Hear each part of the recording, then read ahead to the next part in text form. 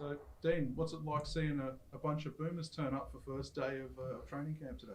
Yeah, Boomers and Tall Blacks and South Sudan, and we certainly the reason that we put this camp together was because of the internationals that we have on the roster, and then to have the invites that we had today to have a third team in practice that's at a pretty high level and probably pretty high salary cap is exceptional for our first day to just see a standard of basketball that the Australians have got to and see it all on the floor at one time. It's great fun.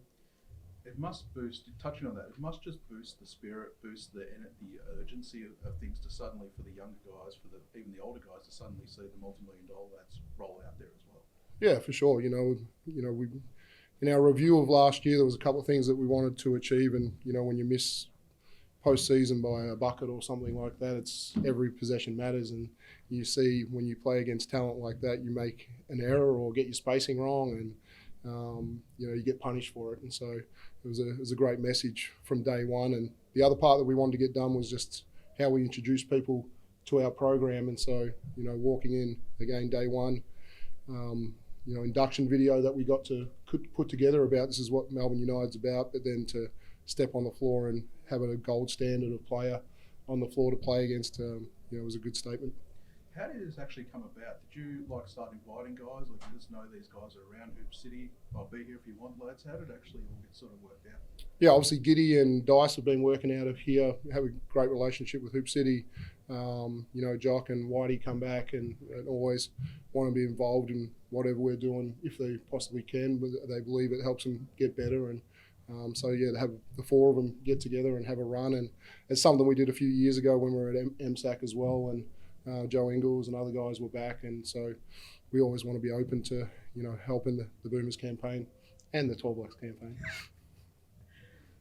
With your guys, what did you like today? What did you see? And I mean, who else has come in? Travers and anyone else, or are you?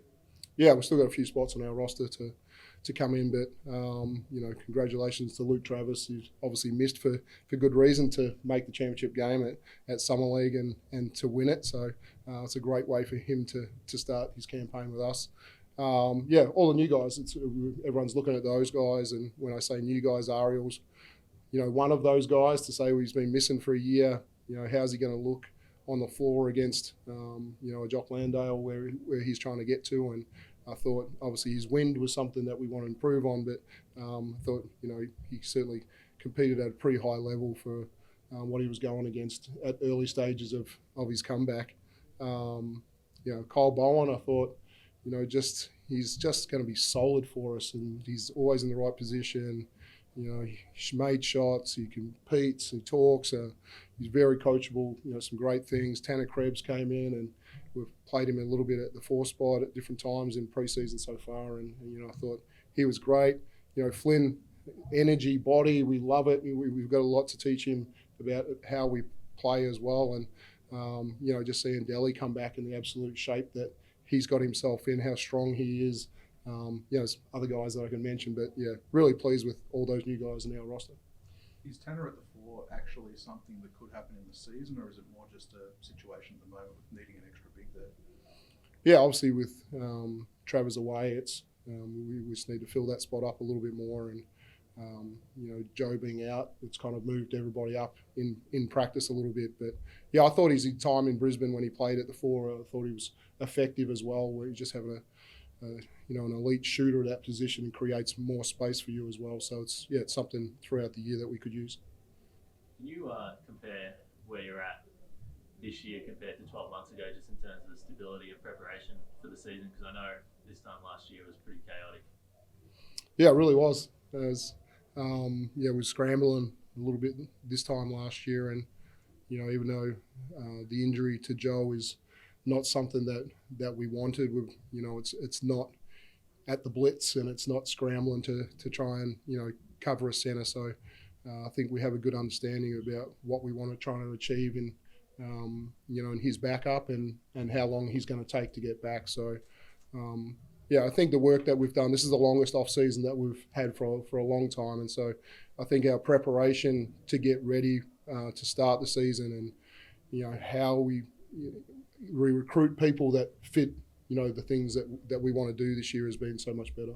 Yeah, I remember last year you said you spoke to Gorge a little bit as well, just about the balance between defence and offence. And then last year was challenging for a number of reasons. We know you have Daly come back and Luke come in, and it's not to say they can't contribute to the offence, but it does feel like it's again got the defensive identity you've been known for.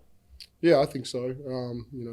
Travis, the ability to protect the rim, and what he did in summer league was outstanding. We know what Daly's going to give you defensively, and having him ability to guard, 1 through 3 and 4 at different times as well. So, two defensive pieces, but Ariel's the other massive piece for us in rim protection as well at the defensive end. We thought he was one of the best defensive centres in the league last time. I know positions are maybe not as meaningful as they once were, but what do you see Luke Travers as in the NBL based on what you've coached against and now what you expect?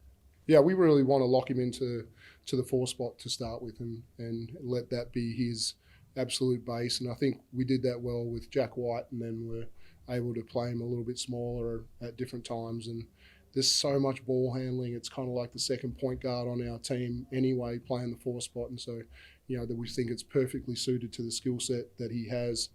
Seeing him, dive a little bit more at Summer League where they, kind of played him as a small ball 5 at different times. I think there's lineups on the floor that we can take advantage of his ability to play above the rim on dives and put some spaces on the floor that can help open up those kind of things as well. So I think if he finds that balance of taking people off the bounce, getting out in transition and making those decisions that he does, and to pop and dive, he can be super effective for us. Were you watching him play so well, particularly over the last week, and having flashbacks to Jack White last year? Yeah, for sure.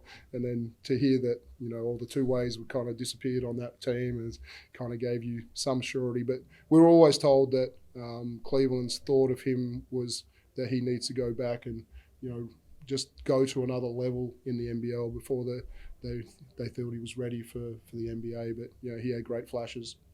Just last one for me, with the big men, you guys over the last few years, maybe different to other teams, have had 2 real dominant 5s, and I know injuries have interrupted that, but is that still the expectation that you would look for another centre to play with Ariel and the guys you have?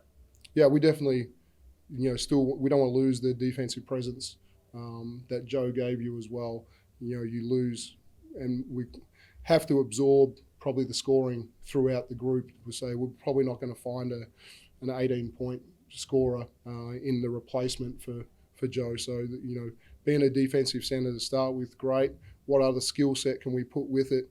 Can it be different to Ariel? Is there a 5 out there that can stretch it, or are we still going to find more of a Marcus Lee that's rolling on the rim and doing those things as well that open up, our other shooters? So there's 2 different mindsets there.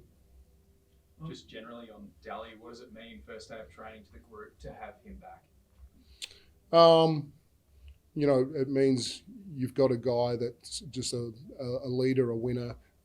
We did an induction video, today that showed behaviours that this club is about, and there's a lot of clips of Daly on the board and the things that he does. So he leads in a lot of different ways, but mostly leads in the way that the culture of this club is about, and that's contagious. Dean, just back on training today, can you recall a day where you've seen that much talent on a practice court here in Australia?